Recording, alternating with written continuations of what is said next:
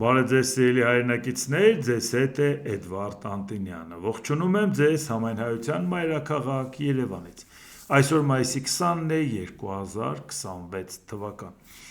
Նախընտրական քարոզչության հետ կապված մի հարցի անդրադառնամ Նիկոլ Փաշինյանի հայտարարության հետ կապված, որովհետև դա շատ կարևոր է, տեսնենք ինչ են անում, ինչ են ուզում անել, մանավանդ որ պայքարը փորձում են ցույց տալ, որ Նիկոլ Փաշինյանի միջև է եւ ռուսամետների, բայց լավ մի հատ տեսեք Նիկոլ Փաշինյանը ինչ է ասում, այդ ինչ պայքար է։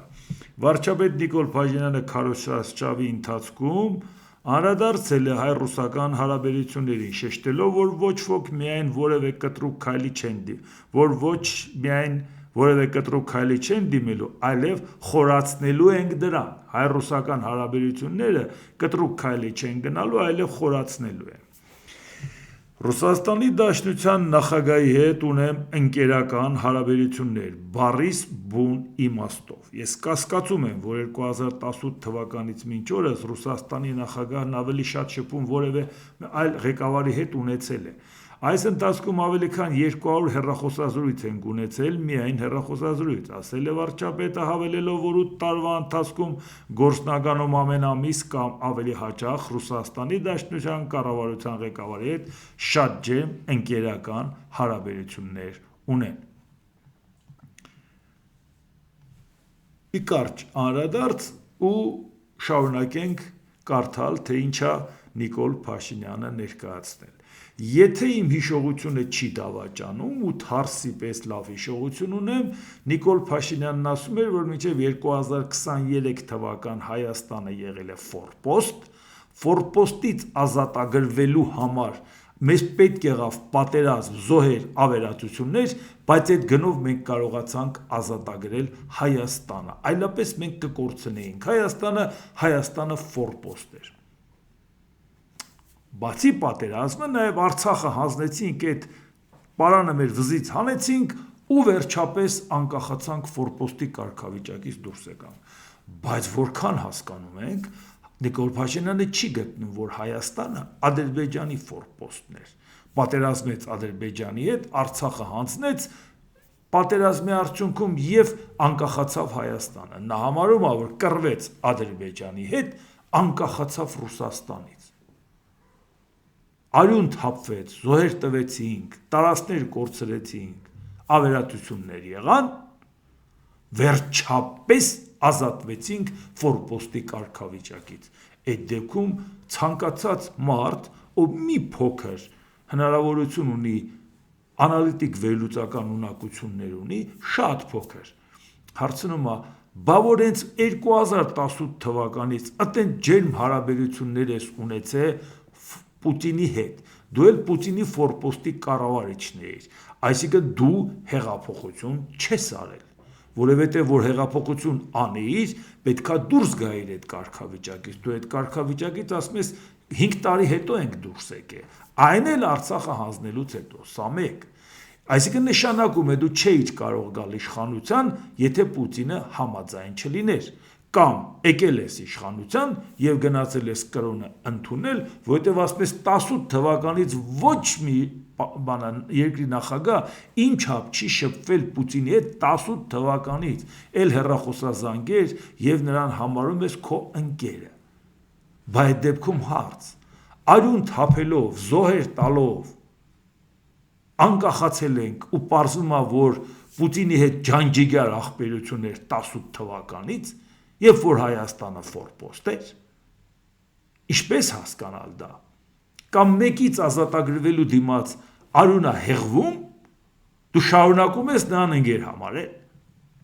Հիմա դուք հասկանում եք, թե ինչ թատրոնի մեջ է եղել Հայաստանը։ Ու շատ դեպքերում մարդիկ ասում են, որ 2018 կամ 19 կամ 20 թվականներին Նիկոլ Փաշինյանին այդպես չեք քննադատել, ինչպես հիմա։ Առաջինը մարդը պետք է սկսեր սխալներ անել, որ քննադատեր։ Ես անձնական որևէ խնդիր չունեմ Նիկոլ Փաշինյանի դեմ։ Ես խնդիր ունեմ նրա վարած քաղաքականության դեմ։ Այդ քաղաքականությունը պետք է վարվի, որպեսզի նաև 10 գնահատական։ Եվ եթե ազգային ժողովի բարձր ամբիոնից ինքը խոստովանում է, որ այս նույնը կլիներ առանց զոհերի, ով կթողեր ինձ հանձնել, եթե պատերազմ չլիներ, դրանից հետո ցանկացած մարդ, ով պաշտպանում է Նիկոլ Փաշինյանին, այդ արունը վերցնում է իր ձեռքերի վրա։ Բա տարբերությունը դուք չեք հասկանում։ 18 թվականին ես հեղափոխությանը չեմ մասնակցել, 18 թվականին ես Նիկոլ Փաշինյանին չեմ ընտրել, հետո էլ չեմ ընտրել, դրա մասին չի խոսքը, բայց ես ողջունել եմ, դրական եմ վերաբերվել, չէ առանձնապես չեմ էլ ողջունել, դրական եմ վերաբերվել, որի վերջո մերժվել է Սերժը 20 տարվա այդ իշխանությունը, որը որ խոպանչիական իշխանությունը, որ Հայաստանում կար, դա համահայկական տոնախմբություն էր։ Ես 100 անգամ եմ ասել, ժողովուրդ ջան, ես երբեք չեմ մեղադրել այն մարդկանց, ովքեր 18 թվին փողոց են դուրս եկել, որովհետև նրանք դուրս են եկել վերջապես Հայաստանը ազատագրելու համար։ Ես չեմ կարող մեղադրել մի մարդու, որն ազնիվ է եղել, որ ազնիվ է եղել եւ հավատացել է այդ պայքարին։ Ես խոսում եմ այն մարդկանց մասին, ովքեր 26 թվականին այս ամեն ինչը իմանալով են կանգնում Նիկոլ Փաշինյանի կողքին։ Որտեվ այդտեղից չես կարող ասել, գիտեք ինչ, բա ինքը ասֆալտ է արել։ Ինքը ասում է, ես այդ երեխեքին որ չզոհեի, ով կթողեր որ հանձնեի։ Ու գնում ես ասֆալտ ես անում այդ երեխեքի ծնողների հարկերի հաշվին, հետո գնում ասում ես, չեմ հասկանում, այս ասֆալտը որ արել եմ, երեխուդ հարցնես բարձրացնում, մի հատ դրա թևերը հոլորեք տարեք ստեղից։ Այսինքն մենք ասֆալտ ենք գովում, որը հարկատուի հաշվին է արած, եւ դրանով համարում ենք, որ ինչա դրականը չենք տեսնում, դուք համարժեք եք համարում դա, թեկուզ մի կյանքի հետ։ Այնպես որ եթե որևէ մեկը ասում է, որ Հայաստանում հեղափոխություն է տեղի ունեցել, մենք սպասել ենք, որ այդ հեղափոխությունը ցույց տա իր տեստականը, ծրագիրը, հայեցակարգը, ճանապարհային քարտեզը, հետո տեսել ենք, որ ոչինչ չի փոխվել։ Համակարգն էլ է մնացել, Սերժի կոստյումն էլ է մնացել սահմանադրության տեսքով, պետական կառավարման ամբողջ համակարգը մնացել է, ընդհանրապես Սերժ Սարգսյանը գնալ, այն աշճանի է Սերժ Սարգսյանի արածի կրկնությունն է եղել ու շարունակությունը, որ մարդիկ ասում են կարող է մինչև հիմա Սերժ Սարգսյանի հետ պայմանավորվածություն կա։ Մինչև հիմա Սերժ Սարգսյանն է Հայաստանը ղեկավարում։ Այդ աշճանի իրանք տարբերություն չեն տեսնում։ Բայց սրա մասին է խոսքը։ Բա ինչ հեղափոխություն։ Կամ հեղափոխություն ես արել, ուրեմն պետք է հեղափոխությունից հետո դու ազատվեիր ռուսական լծից։ Բարձում այն ռուսական լծից ինչ ազատվես դու Վլադիմիր Պուտինին համարում ես քո ընկերը 18 թվից սկսած։ Վերջ։ Կապել, որ մենք կռվել ենք Ադրբեջանի հետ, ազատագրվել ենք Ռուսաստանից, ավելի անլուրջ բան ուղղակի հնարավոր չէ։ Որտե դու ասես 18 թվից ենք Ռուսաստանի նախագահ Պուտինի հետ ընկեր ու 18 թվից ժեմ շփվել ենք եւ բացարձակ չէր կարող դու զոհերի ավերածությունների գնով ստանայի անկախություն եւ դրանից հետո շարունակեիր Վլադիմիր Պուտինի հետ ջերմ հարաբերություններ ունենալ, եթե ձեր արանքում արյուն կա։ Այսինքն եթե ձեր մեջ կա պայմանավորվածություն այդ արյունով հանձնելը, այդ դեպքում դուք բարեկամ էիք, բարեկամ եք, բարեկամ էլ կլինեք։ Միայն մի դեպքում, որ այդ պատերազմը պայմանավորված պատերազմ էր նաև Ռուսաստանի հետ։ Այսինքն մենք փաստի առաջ մենք ենք կանգնել, իշխանությունը չի կանգնել։ Իշխանությունը լավ պասերով ասել է դե արեք, որ կարողանամ հանձնեմ, բա ոնց հանձնեմ։ Դե օգնեք, որ հանձնեմ։ Այլապես ոնց եք հասկանում, ոնց է հնարավոր սա։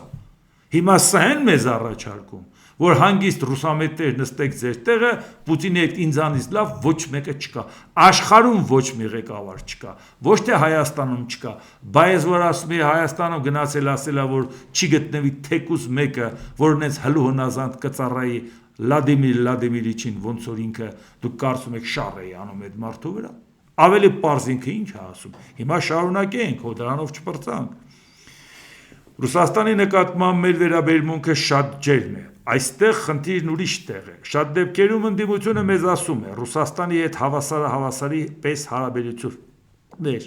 ժողովուրդ ջան, լավ, եկեք բան չանենք, հումորը հումոր, բայց ՌԴ-ն գերտերություն է, եւ ՌԴ-ին պետք է վերաբերվել հարգանքով, ակնածանքով, ինչպես գերտերությանն են վերաբերում, շեշտել է վարչապետը եւ ընդգծել, որ ինքն այդպես էլ վերաբերվում է ոչ միայն Ռուսաստանին, այլև ՌԴ նախագահին ու նրա կառավարության ղեկավարին։ Այսինքն ինքը կատակ է համարում, որ ինքնիշխան պետությունը ՄԱԿ-ի անդամ կարող է հավասարը հավասարի հարաբերվել մեկ ուրիշ պետության հետ։ Ասում է հումորը հումոր, բայց ոնց եք պատկերացնում, որ մենք հավասարը հավասարի հարաբերվենք Ռուսաստանի հետ։ Դուք հասկանում եք ինչ է հայտարարում Հայաստանի վարչապետը, որ լա քաշը նայեք, մեր քաշը նայեք։ Այսինքն հիմա բոլորի քաշը, որ մեզանից բարձր է, մենք բոլորին պետք է անհավասար հարաբերություններ ունենանք որպես պետություն։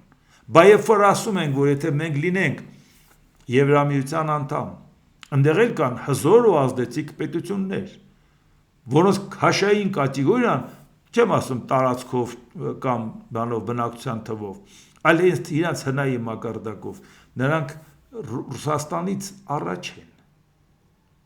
Բայց այնտեղ մարդիկ ապրում են, աշխատում են եւ կարողանում են նույնիսկ, եթե անգամ շատ վատ բաներ անում Վիկտոր Օրբանը, Հունգարիայի վարչապետը, որ դեմ էր գնում համաեվրոպական ծրագրերին, բայց ինքը այդ իրավունքը ուներ դեմ գնալու։ Մինչև ժողովուրդը նրան չհանեց, շարունակում էր Հունգարիան վետո դնել, տորպեդահարեց ցանկացած ծրագիր համաեվրոպական։ Այսինքն այդ պետությունը, որը որ մեծ պետություն չի, նա ունի այդ իրավունքը, ինքնիշխան իրավունքը մեծ ընտանիքի անդամ լինելով, նույնիսկ վատ բան անելու իրավունքը ինքը ունի, մինչև ժողովուրդը որոշում չկայացրեց եւ նրան տուն ուղարկեց, հաջորդը եկավ եւ փոխեց իր կողմից վարվող քաղաքականությունը։ Բա որ մեզ ճղում ենք, ասում ենք, մեր ապագան պետքա լինի եվրոպական ընտանիքում, որտեղ մենք կարող ենք հավասարը հավասարի հարաբերվել մեր գործընկերների հետ, այլ ոչ թե կանգնի երկրի ղեկավարը, կանգնի եւ ասի կատակ եք անում, ոնց կարամ ես մի երկրի ղեկավարի հետ հավասարը հավասարի հետ հարաբերվեմ։ Մենք չենք ասում քո քաշն ու իր քաշը նույնն է, բայց դու պետություն ես ներկայացնում։ Դու այլևս ստորադասում ես քո պետությունը, բայց ինչ ինքնիշխանության մասին ես խոսում։ Պուտինից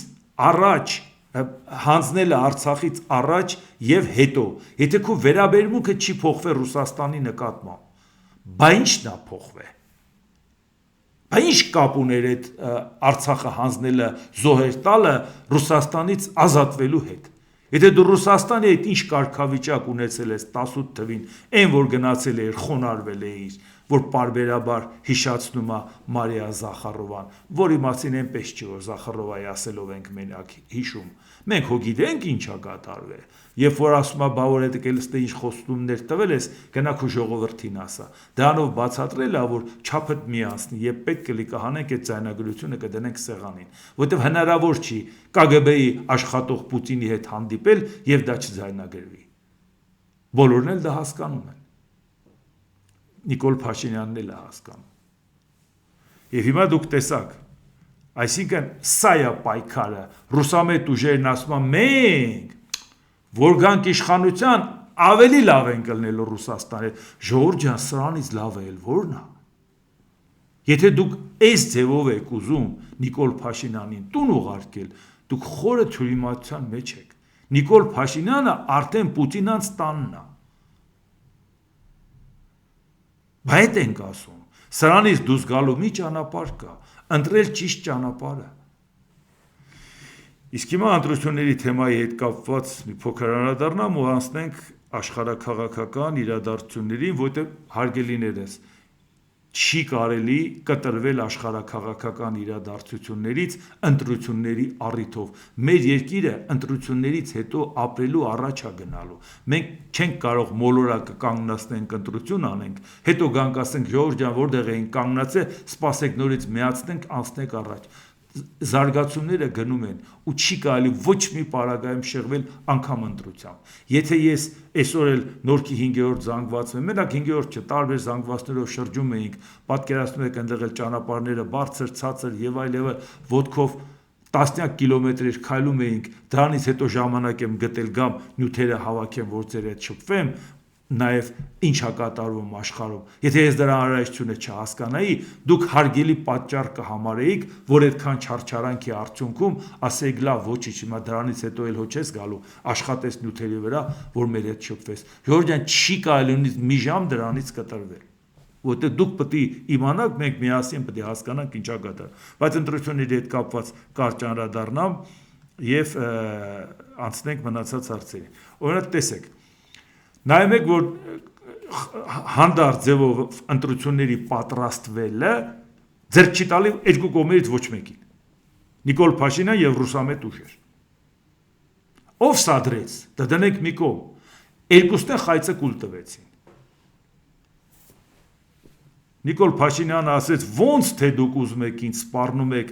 որ սպանեք, դե հիմա դուք տեսեք ես ինչ կասեմ, նրանք էլ ասին, դե հիմա կտեսնես մենք ինչ կանենք։ Այսինքն նրանք էլ պատասխան ձևով բան արեցին, որ տեսնենք ընտրությունից հետո ինչ ալնելու։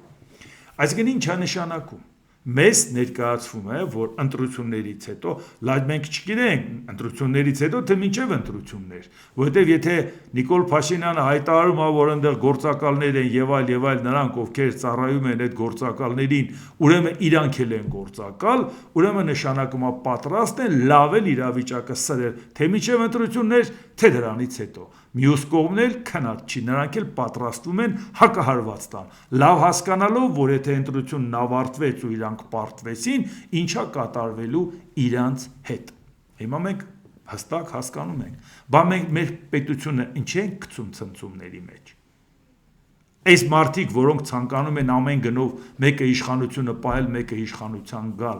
ինչի ենք մենք մեր գիտակցաբար մեր պետությունը գցում ցնցումների մեջ։ Դուք չեք տեսնում, որ տանում են ցնցումների։ Դուք չեք տեսնում, որ ոգևորված բաժանվել են թիմերի եւ մինչև այս լարվածությունը չեք հիշում, քանի անգամ ենք ասել, որ լինելու է մահու կենաց կռիվ։ Եվ ասել ենք, եթե իրար ուտելու եք, ձեզ բարի ախորժակ։ Մենք այդ կռվի մեջ չենք մտնելու, դա մեր սրբազան պատերազմը չէ։ Բայց ինչ ենք առաջարկել։ Ասել ենք ժողովուրդ ջան, բերեք կոմպրոմիսային տարբերակ ունենանք։ Այս մեկը ասում է, եթե նրանք հաղթեցին, պատերազմը լինելու Հայաստանը վերանալու է, այն մեկը ասում է, եթե Նիկոլ Փաշինյանը մնաց, Հայաստանը մտցնելու է Թուրքիայի տակ, երկիրը վերանալու է։ Երկուսի քարոզչությունն էլ Հայաստանը վերացնելու վրա է հակառակ կողմի։ Դուք պատկերացրեք, ժողովուրդը բաժանվել է թիմի, ասում է սրան օգնենք, երկիրը վերանում է, նրան օգնենք, երկիրը վերանում է։ Դուք այդ ձևի ընտրություն եք ուզում։ Ձեզ այդ ձևի ընտրության են տրամադրել։ Ու գիտեք հարցը ինչն է, երբ որ մենք ասում ենք կոմպրոմիս լինի, այդ կոմպրոմիսի դեպքում նաև մենք բավարար չափով ուժ պետք է ունենանք, բախման ժամանակ գանք մեջտեղը մտնենք, կանգնենք ու ասենք ժողովուրդ, ես ինչ եք անում, մենք հայրենիք ենք կորցնում, բայց ինչ եք հիմա անում ուրիշների ձեռքերով։ Իհարկե շատ դժվար է Հայաստանի շնորհապետական կուսակցությանը քննադատել եւ ասել, բա բանակ եք թալանել, բա չգիտես ինչ եք արել Արցախի հետ կապված վատ եք բանակցե, էս է կարել, այն է կարել, որովհետեւ այդ կուսակցությունը նորաստեղծ կուսակցություն է եւ նրա վրա այդ բեռը չկա։ Չկա նաեւ այդ բեռը Գուրգեն Սիմոնյանի վրա կուսակցության նախագահի եւ վարչապետի տեխնացուի։ Ինչու՞մ պետք է մեղադրել, որ շատ է գրագետ, հա, որ շատ է կարդացել, որ ակադեմիական կրթություն ես ստացել, աշխատել ես այդ ոլորտներում, դասախոս ես աշխատել, գիտնական ես մտավորական ընտանիքից, հա, դրանում են մեղադրելու։ Բա դրա համար իրանք չեն անում, իրանց վարձկաններն ու մանկլավիկներն են անում։ Մի կողմը դուրս է գալիս, ասում է իշխանության պատվերն է կատարում, մի կողմը Ռուսաստանի պատվերն է կատարում։ Մի կողմը Քոչարյանի պատվերը, բա ինչ է ձեր ուզածը, որ այդ բախման կանխողն էլ չլինի ձեզ համար։ Բա վաղը մյուս օրը հանկարծ որ տեսնեք իրար սպանելու եք, պետք է ասեք բալավ, չկա մեկը որ կանգնի ասի ես ինչ եք անում, այդ թողում եք որ լինի։ Չէ, չնայած էլի մենք լնելու ենք, քո ձեր հույսին չենք մնացել որ լինի։ Բայց ոչ ձեր օգնությունն է պետք, ոչ իշխանության, ոչ էլ նրանց, ոչ նրանց փողերն է պետք, ոչ նրանց օգնությունը։ Մենք մեր գործերը մեր ուժերի ներածի չափով անում ենք, բայց դուք խանգարում եք, որ այդ արբիտրը չլինի, այդ մեջտեղ ննգնողը պահողը չլինի։ Ում եք վնաս տալու։ Մեզ, հա, կարող է եթե իրար ուտեք, որոշ հայտարարություններ անենք, որ կարելի է այսպես վարվել, կարելի է այնպես վարվել, բայց չի կարելի ձեր արանքը կանգնել, որովհետև հենց կանգնեցինք, դե ասեկում շահերն եք պաշտպանում, հիմի սրա կողմն եք, նրա կողմն եք։ Դուք ինքներդ չեք հասկանում, որ կտրում եք այն ճյուղը, որի վրա նստած եք, որ պետք է լիներ այդպիսի այլընտրանքային ուժ, որը որ կարողանար ասել Ժորժ ջան, լա հանգստացեք։ Այս երկիրը ապրելու է, շարունակելու է, ինչ եք իրար ուտում։ Եթե ամեն մեկը գիտի, որ մյուսը հաղթի իրան ոչնչացնելու է, նա գիտի, որ ոչնչացնելու է, նա էլ գիտի, որ եկան իրան ոտքերից կախելու են։ Բա մենք էդ ենք ուզում։ Հիմա եթե վաղը կգա դրա կարիքը կունենաք, չմտածեք, որ բացի հայտարարությունը ուրիշ բան մեզանից իրավունք ունեք սպասել։ Մի օրինակ բերեմ, պատկերացնեք։ Աշխարհի ամենակատաղի ֆեմինիստուհիներն էլ, որ ասում են, ինչ տղամարդ, չեն ասում է տղամարդկանց հետ կանանց իրավահավասարություն, որ ասեն, այդ մենք էլ ենք դրան համաձայն։ Կանանց եւ տղամարդկանց հավասարություն, չգիտես ինչ, այս տղամարդկանց հետ մինես պայքարում են, չէ ժողովուրդ ջան։ Բայց տեսել եք, որ այդ ամենաթունդ ֆեմինիստուհին, որ փողոցում դուրս է գալի, դեմը մի հատ կենթանի է դուրս գալի կամ մի հատ գազա, չեմ ասում է առյուծ, չեմ ասում վագր, չեմ ասում չոբանի շուն, այլ մի հատ փոքր շունիկ։ Ու մի հատ ասում է հավ, ինչ ասում այդ կատաղի ֆեմինիստուհին, այն որ ձեր մեջ մի տղամարդ չկա, այդ շանը պահեք ես անցնեմ։ Իհարկե կա, ով է ասում չկա։ Բայց եթե մի քիչ ուշադիր լինեիր, կհասկանայիր, որ տղամարդը մենակ շնից փրկելու համար չի։ Էլի շատ օգտակար առաքելություններ ունի, որ եթե դրանից օգտվեիր, այդքան տղամարդկանց չէիր ատի, ժողովուրդ ջան։ Ու դրանից հետո էլի կշարունակելու է մտածել տղամարդկանց անպիտանելիության մասին, մինչև հանդիպի հաջորդ հաֆոյին, հաջորդ փողոցում։ Էնպես որ ժողովուրդ ջան, այն որ դուք կատաղի պայքարում եք, որ այդ այլընտրանքը չլինի, որ երկու թիմի բաժանված լինի, Նիկոլ Փաշինյան իր արբանյակներ, ռուսամետ ուժեր իրանց արբանյակներ, սպասեք այս երկուսով հարցերը լուծենք, այն միամիտներ, այդ երկուսով իրար ոչնչացնելու եք, հարցերը չեք լուծելու, հարցերը լուծելու մի ձև կա, որ մենք այնքան ձայն ստանանք, որ երկուսից որևէ մեկը մեծամասնություն չունենա եւ մտածի մյուսի հարցերը լուծելու մասին, որ այս երկիրը ի վերջո ցնցումների ու բախումների չտանենք, դրսի ազդեցությունը չեք տեսնում։ Մյուսը Ժորժ ջան, այս անընդհատ ինձ գրում են, ասում են բանա, բա ձեր կուսակցությունից խոսել են, ասել են մենք ՆԱՏՕ-ի անդամակցության հարց չենք քննարկում, ինչ որ ասում չեք ուզում արձագանքեք, այս ինչ է նշանակում, ոնց ձեր կուսակցությունը ՆԱՏՕ-ի ուղղությամբ քայլեր չի ձեռնարկում եւ այլ, եւ վկայակոչում են մեր կուսակցության ներկայացուցիչի պատգամավորի տեխնացուի ելույթը մի բանավեճի ժամանակ, ուրեմն կարճ անդրադառնա, որտեղ այնքան գրեցի, պատասխանեցի, բայց այդքանին պատասխանել հնարավոր չէր, ավելի լավ է այսպես անդրադառնամ։ Ուրեմն խոսքը ինչին է վերաբերվում։ Խոսքը վերաբերում է նրան, որ պատգամավորի տեխնացու Արտակ Փայծյանը, որը ոչ թե ռազմական գործի մասնագետ է ընդամենը, այլ ռազմական գործի գիտակ։ Նա կարող է ցանկացածը, որը նրան քննադատում է ՆԱՏՕ-ի հետ կապված վերաբերմունքի, թաթիկը բռնի տանի ՆԱՏՕ-ի այն զորակայաններում, որտեղ ինքը փորձառություն է ձեռք բերել, գիտելիք է ձեռք բերել, տանի կորցնի, հետո գա որոշ ժամանակ, հետո այդ գիքորներին հանի հետ բերի, որտեղ նրանք կյանքում սկի ՆԱՏՕ-ի որևէ զորակայանի տեղ անգամ չգիտեն։ Ինչի մասին է խոսքը։ Մի պարզ բան։ 100 անգամ ինձանից լսած կլեն նրանք, ովքեր ինձ հետևում են երկար տարիներ։ 2004 թվականի, երբ որ ես տեսել եմ իմ անելիքը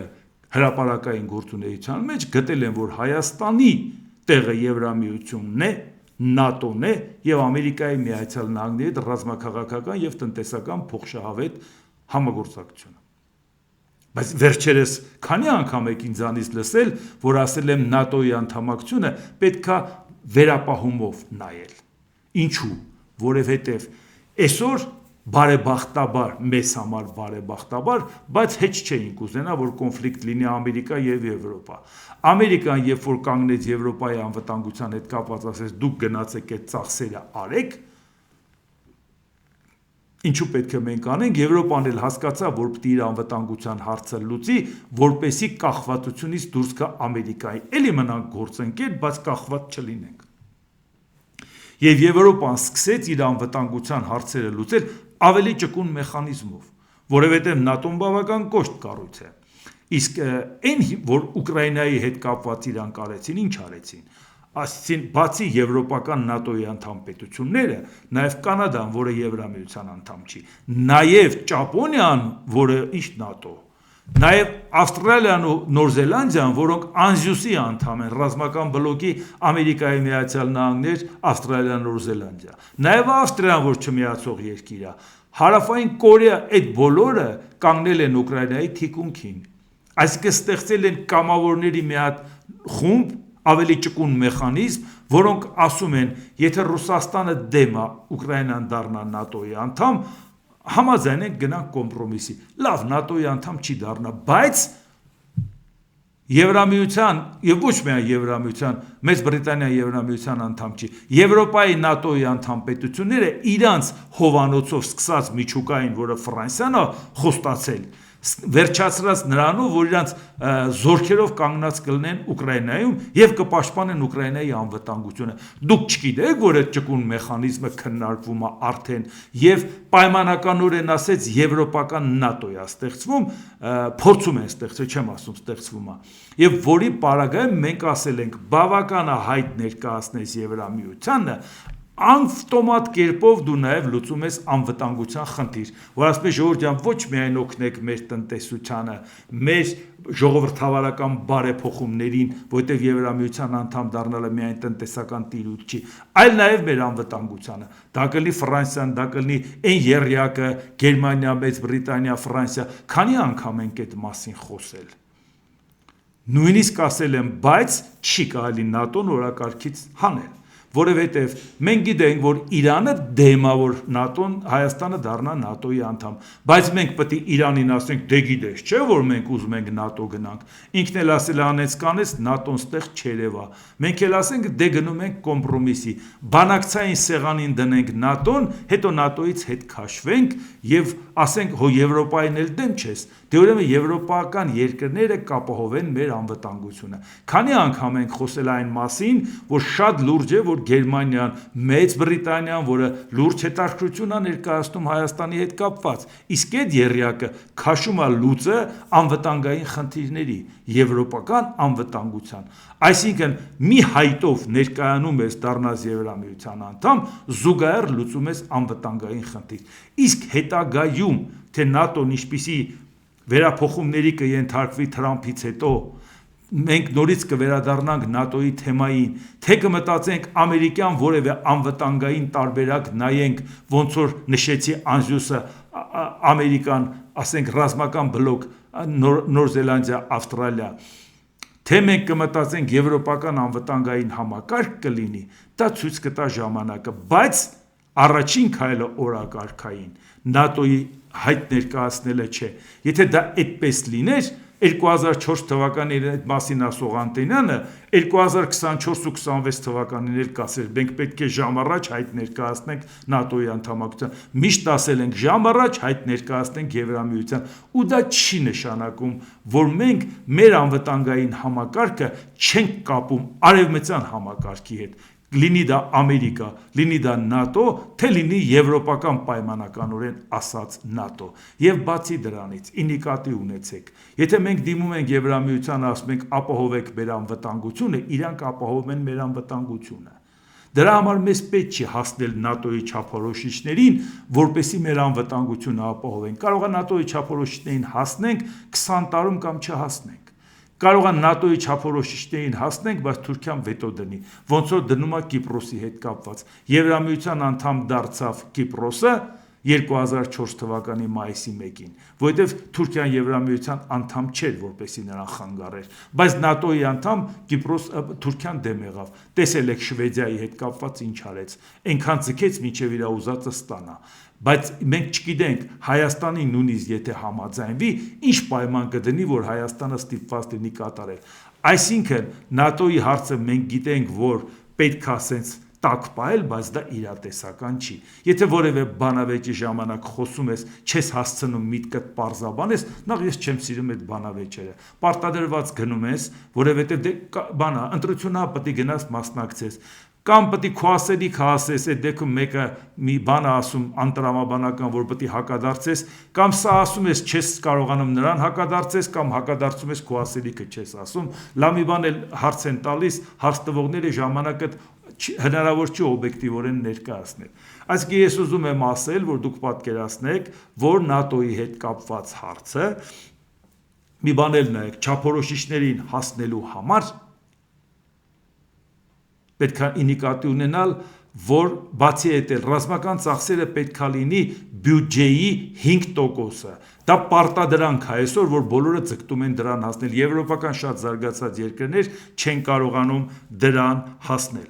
Եվ պատկերացրեք, որ այս պարագայում Հայաստանը իր համախառն ներքին արդյունքի 5%-ը եթե ռազմական ծախսեր անի պարտադրված, եթե հիմա ուզենա ՆԱՏՕ մտնի, այդ պայմանը դնելու է Ամերիկան, ինքը պետք է տարեկան ծախսի 1.5 միլիարդ դոլար։ Իսկ եթե դու ռազմական բլոկի անդամ լինես, կարող է 1.5 դոլար էլ չծախսես, ուղղակի ռազմական բլոկի անդամ լինես, որովհետև այդ նրբությունները հասկանալու համար ինչ-որ մարդիկ, որոնք քննադատում են Արտակ Փայծյանին, գոնե իրանք ինչ-որ բանի մասնագետ պետք է լինեն։ Ես չեմ ասում գիտակ չեն լինի։ Եթե իրանք շատ են ցանկանում, մի օր կարող են հեռուստակամուրջ կազմակերպել Արտակ Փայծյանի հետ եւ իրանք պարզեն, որ իրանք ընդհանրապես բոբիկ են, ընդհանրապես ՆԱՏՕ-ի թեմայից ու ռազմական անվտանգության թեմայից։ Ուղղակի դե հիմա մարդիկ են իրանց համար զրույց են անում, թող շարունակեն իրանց զրույց անել։ Ուղղակի ես դա պարզաբանեցի այն մարդկանց համար, ովքեր հրաշալի իմանան, որ ՆԱՏՕ-ի հետ կապված հարցը այսօր այն ճկուն մեխանիզմը, որ Եվրոպան հիմա կիրառում է, ՆԱՏՕ-ի բյուրոկրատական խնդիրների պատճառով է դրան անցել եւ Ամերիկայի Միացյալ Նահանգների հետ հակասությունների պատճառով։ Բա որ Եվրամիությանը դիմենք, իրանք ասեն մենք տեր ենք ձեր անվտանգությանը, Ամերիկային մի դիմեք, ինչ ենք անելու։ Պետք է որոշում կայացնենք, թե չէ։ Թե Ամերիկային ենք դիմում, էլի ՆԱՏՕ չի, որովհետեւ եթե Ամերիկայի հետ ռազմական բլոկ ունենաս ոնց որ անզյուսը, էլի այդտեղ ՆԱՏՕ-ի հարցը չի։ Ամերիկան որպես Ամերիկա է հանդես գալի, ոչ թե որպես ՆԱՏՕ-ի անդամ Ամերիկա։ Հենց այդ նրբությունները շատ-շատերի համար իսկապես հասու չի, ես պարզապես զարմանում եմ, որ ընդհանրապես ոչ մի բանի մենակ իմանամ, թե իրանք ինչի մասնագետ են, էլի, որ տենց ճոռոմ ամեն մեկի ասածին գնահատական են տալիս, էլի, իրանք ինչի մասնագետ են։ Եվ պետք է լի, եթե ցանկանան աշակերտի պես կարան նստեն, հեռավարել կարող է Արտակ Փայծյանը իրանց դասախոսություն կարդա ռազմական ծրագրերի հետ կապված։ Լավ, ասենք մի քանի բան արագ նայենք, չուշանանք։ Չինաստանի նախագահ Սի Ցզինպինը ԱՄՆ նախագահ Դոնալդ Թրամփի հետ Պեկինում կայացած գագաթնաժողովի ընթացքում հայտարարել է, որ Ռուսաստանի նախագահ Վլադիմիր Պուտինը ի վերջո կարող է զղջալ Ուկրաինա ներխուժելու համար։ Հայտարարությունը հնչել է լայնածավալ պատերազմի 4-րդ տարում ստեղծած փակուղային իրավիճակի եւ ռուսական թիրախներին ուղղված ուկրաինական անօդաչու թռչող սարքերի արդյունավետ հարվածների ֆոնին։ Սա եղել է 3, եթե դեռ հանդիպումը չէր կայացել, սպասում էին հանդիպումը կայանա եւ Պուտինի հետ դա քննարկել։ Իհարկե այս թեմայի հետ կապված մենք չունեցանք արտահոսք, այսպես ասած, կամ պարզաբանում, բայց հարցը նա էր, որ Սի Ցզինպինը պատրաստում էր Պուտինին ասել, թե ես ինչ ես անում, իսկ այսօր Պուտինի հետ կապված ինչ են քննարկել։ Ռուսաստանի նախագահ Վլադիմիր Պուտինի եւ Չինաստանի նախագահ Սի Ցզինպինի միջև Պեկինում կայացած բանակցություններից հետո տարածված համատեղ հայտարարության մեջ ասում է. Չինաստանը եւ Ռուսաստանը կկատարելագործեն համագործակցության մեխանիզմները եւ կամրապնդեն երկու երկրների զինված ուժերի միջև փոխգործակցությունը։ Կողմերը կշարունակեն ամրապնդել երկու երկրների զինված ուժերի միջև ավանդական բարեկամությունը, խորացնել փոխադարձ վստահությունը, ռազմական ոլորտում կատարելագործել համագործակցության մեխանիզմները, ընդլայնել համատեղ վարժանքների, օդային ու ծովային բարեկությունների պրակտիկան, ամրապնդել համակարգումն ու փոխգործակցությունը երկկողմ եւ բազմակողմ ձևաչափերով, համատեղ արձագանքել տարբեր մարտահրավերներին եւ սպառնալիքներին, ինչպես նաև պահպանել գլոբալ տարածաշրջանային անվտանգությունն ու կայունությունը։ Սա եղել է Պուտինի հանդիպումը Թրամփի հանդիպումից հետո, Եվ որ այս կարգի հարցեր են քննարկում, աշխարհում գերիշխանությունն անընդունելի է եւ պետք է արգելվի։ Սա ում է վերաբերվում Ամերիկային։ Պուտինն ու Սի Ցզինպինը դատապարտել են օտարերկրապետությունների ակտիվների եւ ունեցվածքի արգելափակման, արգրավման կամ բռնագրավման հետ կապված նախաձեռնությունները։ Սա նույնպես վերաբերվում է Ռուսաստանին։ Երկու երկրների ղեկավարները կարծիք են հայտնել, որ Ճապոնիայի արագացված վերառազմականացումը լուրջ սպառնալիք է խաղաղությանը եւ կայունությանը։ Իսկ Ճապոնիան Եվրոպայի դաշնակից գործընկերն է շատ մոտ եւ դաշնակիցն է Ամերիկայի Միացյալ Նահանգների։ Հիմա հասկացաք ինչ է կատարում։ Եթե Դոնալդ Տրամպը Ռուսաստանին տեղը չդրեց, նախնդիր է ունենալու նաեւ Չինաստանի հետ, ել չեմ ասում Ռուսաստան-Չինաստան միասին։ Ռուսաստանի նախագահ Վլադիմիր Պուտինը հայտարարել է, որ Ռուսաստանի եւ Չինաստանի միջև հարաբերությունների նպատակը երկու երկրների ժողովուրդների բարեկեցությունն ու բարգավաճումն է։ Այս անսասան հիմքերը թույլ են տվել մեր հարաբերություններին մեկից ավելի անգամ հաջողությամբ հանձնել ամրության եւ դիմացկունության փորձությունը, ասել է Պուտինը։ Հիմա նորից պատկերացնենք, որ ասում ենք, որ եթե Ռուսաստանի հարցը չես լուծել, Ռուսաստան-Չինաստան Իրան դամի թիմ են։ Վերջ։ Ու չմեղադրես թե ինչի են այդպես։ Ռուսաստանի հարցը լուծեցիր, Չինաստանը հետ է քաշվելու։ Իրանն էլ քո ուզած խաղի կանոնները ընդունելու է։ Եթե չէ, այ հիմա իրանք համատեղ դեմդ են դուրս գալի, որ ինչ նոր աշխարհակարգ, ինչ չգիտես ինչ գերտերություն, ինչ հարցեր, բա որտեղից է դա առաջանում։ ԱՄՆ փոխնախագահ Ջեյ Դի Վենս, Իրանը շատ բարդ երկիր է, եթե Իրանը ձեռք բերի միջուկային զենք, շատ այլ երկրներ կցանկանան ձեռք բերել իրենց սեփականը։ Իրանը կլինի միջուկային սպառազինությունների նոր մրցավազքի առաջին նշանը։ Կարծում եմ մենք հնարավորություն ունենք վերականգնելու Իրանի եւ Միացյալ Նահանգների միջև 47 տարի գոյություն ունեցող հարաբերությունները։ Բա մենք ինչքան գիտենք Իրանն արդեն վերացած է։ Պարզվա դեռ բարդ երկիր է, որի հետ լեզու գտնեք։ Բա հետ էինք ասում ժողովուրդ ջան, հո մեծ խոսալով չի։ Իրական քայլեր դուք ոչ կարող եք կործանեք, ոչ կարող եք ընկերություն անեք, որովհետև Իրանն է հիմա պայման դնում, որ պայմանով կհամաձայնվի ձեզ հետ գործընկերության։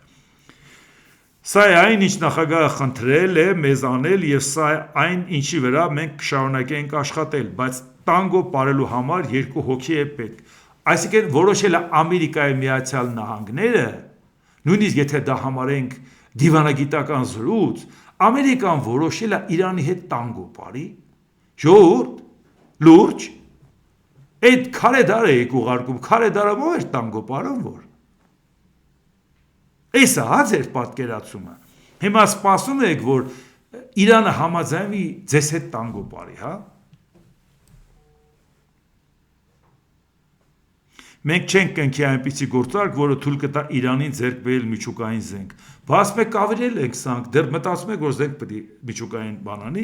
Այսպիսով, ինչպես նախագահն ինձ ասաց, մենք պատրաստ ենք ամեն ինչի, մենք չենք ուզում գնալ այդ ճանապարհով, բայց նախագահը պատրաստ է եւ կարող է գնալ դրանով, եթե անհրաժեշտ լինի։ Վաշինգտոնը չի ցանկանում, որ հարստացված ուրանը Իրանից տեղափոխվի Ռուսաստան։ Դա ԱՄՆ ներկայիս ծրագիրը չէ, հայտարարել է ԱՄՆ փոխնախագահ Վենսը։ Իրանի հետ բանակցությունները լավ փուլում են, բայց հնարավոր է նաև ռազմական տարբերակ, չնայած ԱՄՆ-ն դա չի ցանկանում։ Այո, մեկ էլ մենք այս ամեն ինչը մեզ շատ է վերաբերվում են պարզ պատճառով, որ մեր անվտանգության երաշխիքը պատվիրակում ենք Ամերիկային թե ոչ, երբ որ տեսնում ենք ինչ է կատարվում արաբական երկրներում, որտեղ բազա ունի։ Մենք այդ փուլին չենք էլ հասել։ Իրանի իրավական եւ միջազգային հարցերով փոխարտգործնախարար Քազեմ Ղարիբ-Աբադի Իրանը մնում է միասնական եւ վճռականորեն պատրաստ է դիմակայել ցանկացած ռազմական ագրեսիայի։ Մեզ համար կապիտուլյացիան իմաստ չունի, կամ մենք կհաղթենք, կամ կդառնանք նահատակներ։ Սա է, որ Իրանից լսում են պատասխաններ։ Այո, գիտենք դժվարությունները։ Այո, գիտենք, թե ինչպիսի խնդիրներ ունեն, բայց ինչպես տեսնում եք, իրանք չեն զիջում։ Իսկ դա խնդիր է առաջացնում աշխարհի համար, տարածաշրջանի համար, նաև մեզ համար։ ԱՄՆ սենատը հավանություն է տվել մի օրինագծի, որը նպատակ ունի սահմանափակել նախագահ Դոնալդ Թրամփի ռազմական լիազորությունները Իրանի նկատմամբ ապագա ցանկացած ռազմական գործողություն պարտադիր կերպով կոնգրեսի հաստատմանը ներկայացնելու միջոցով։ Նախաձեռնությանը աջակցել են 50 սենատոր, 47-ը դեմ են արտահայտվել։ Եթե ասում է 50 սենատոր, նշանակում է նաև հանրապետականներն են օգնել դեմոկրատներին, որովհետև դեմոկրատները 50 սենատոր չունեն։ Քանի անգամ արգելափակեց սենատն էլ ստորին պալատն էլ կոնգրեսն էլ, որ չսահմանափակեն Դոնալդ Տրամփի լիազորությունները պատերազմի հետ կապված, քանի անգամ դա եղավ։ Անընդհատ դեմոկրատները մտցնում են ու չէր ստացվում, բայց հիմա հասկացան, որ խնդիրը լուծում չունի եւ պատերազմը ձգվում է, ոչ հիմա խաղաղություն է, ոչ պատերազմը, եւ Տրամփը լուծումը չունի տեղից հանելու, ասին արդեն առանց մեզ հետ ճշտելու չանես, ու հանրապետականները օգնեցին դեմոկրատներին։ ԱՄՆ նախագահ Դոնալդ Տրամփը հայտարարել է, որ Միացյալ Նահանգները հնարավոր է ստիպված լինի նորից հարված հասցնել Իրանին, եւ որ ինքը գրեթե կայացրել էր հարվածելու որոշումը, սակայն հետո հետաձգել է այն։ Ընդամենը 1 ժամ էր պակաս, որ ես որոշում կայացնեի սկսելու մասին, ասել է Տրամփը մեկնաբանելով արած հայտարարությունները, թե միջնորդ երկրների խնդրանքով հետաձգում է Իրանի դեմ հարվածը։ Տրամփը պնդել է, թե Իրանի առաջնորդները աղաչում են գործարք կնքել, սակայն ԱՄՆ-ի նոր հարձակումը տեղի կունենա առաջիկա օրերին, եթե համաձայնություն չձեռք բերվի, դե ես նկատի ունեմ 2 կամ 3 օր, գուցե 2 ուրբաթ, գուցե շաբաթ, կիրակի կամ նման մի բան, գուցե հաջորդ շաբաթվա սկզբին, սահմանափակ ժամանակահատված, որովհետև մենք չենք կարող թույլ տալ, որ նրանք նոր միջուկային զենք ստանան։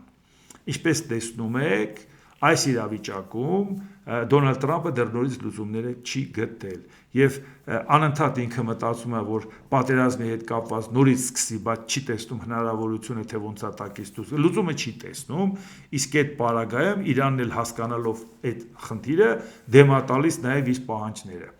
Իրանի խորհրդարանի խոսնակ Մոհամմեդ Բաղեր Ղալիբաֆը ինչ է ասել։ ԱՄՆ-ի գործողությունները վկայում են այն մասին, որ Վաշինգտոնը ձգտում է կրկին պատերազմ սանձազերծել։ Թշնամու հրապարակային եւ ոչ հրապարակային գործողությունները ցույց են տալիս, որ նա ձգտում է պատերազմի նոր փուլի։ Ինչպես նշել է Ղալիբաֆը, Իրանի զինված ուժերը զինադադարի ընթացքում ժամանակ չեն կորցրել եւ պատրաստվել են ցանկացած սցենարի։ Իրանի զինված ուժերը օգտագործել են ԱՄՆ-ի զինադադարը վերականգնելու եւ սպառազինության պաշարները լրացնելու համար։ Այո, դուք տեսաք, որ այս ընթացքում Իրանն էլ քնած չէր, ինքն էլ է պատրաստվել, եթե նույնիսկ այդքան էլ լավ չի պատրաստել, համենայն դեպս Ամերիկային վախեցնում է, որ լավ էլ պատրաստվել է, այսինքն հասկացի, որ եթե խփես պատասխան է ստանալու, իսկ այդ պատասխանի հարցը դեռ Ամերիկայի Միացյալ Նահանգները չի կարողանում լուծել։ Դրա համար սա այն հարցն է, որ մշտապես անդրադառնալու ենք, ու սա չի կարող ստվերել նաև Ուկրաինայում տեղի ունեցող պատերազմը, վաղը դրա մասին էլ կխոսենք, որովհետև ի վերջո նոր աշխարհակարգ ունենալու համար, եթե Ռուսաստանի հարցը չլուծեց Ամերիկայի Միացյալ Նահանգները, դա նշանակում է, որ ինքը խնդիր է ունելու թե Իրանի հետ կապված, թե Չինաստանի հետ կապված, եւ այդ դեպքում մենք էլ պետք է հասկանանք, բա մենք որտեղ ենք, ինչ աշխարհակարգ ենք լինելու, որպեսզի մենք կարողանանք մտածել մեր տեղն ու դերը։ Դե ինչ, այսօր այսքանը, եթե հավանեցիք, սեղմեք լայք կոճակը, բաժանորդագրվեք Էդվարդ Անտինյան YouTube-յան ալիքին, սեղմեք զանգակ կոճակը, գրեք մեկնաբանություններ, գրեք հարցեր, դիտեք եւ դատեք ինքներդ։ Շնորհակալություն։